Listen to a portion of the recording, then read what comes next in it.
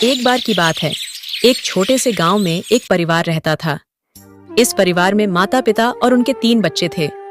पिता का नाम रामू और माँ का नाम सीता था। वे सभी बहुत खुश थे, लेकिन अक्सर छोटे छोटे झगड़े होते रहते थे। बच्चों में हमेशा यह बात होती कि कौन सबसे अच्छा है और किसका काम सबसे बढ़िया है। एक दिन रामू ने सोचा कि परिवार में एकता जरूरी है। उसने बच्चों से कहा, बच्चों, आज मैं तुम्हें एक कहानी सुनाता हूँ। बच्चों ने ध्यान से सुना। रामू ने कहा, समय की बात है, एक राजा ने अपने पुत्रों को एक परीक्षा दी।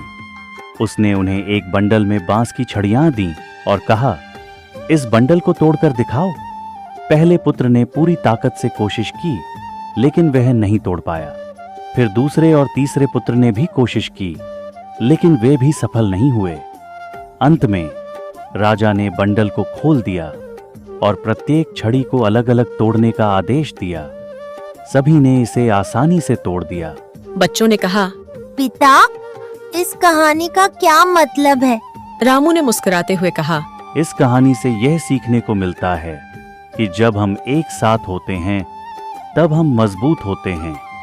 अगर हम अलग अलग होंगे तो हम कमजोर पड़ जाएंगे। इस कहानी के बाद बच्चों ने समझा कि परिवार में एकता बहुत महत्वपूर्ण है। उन्होंने तय किया कि वे अब कभी झगड़ा नहीं करेंगे और हमेशा एक दूसरे की मदद करेंगे।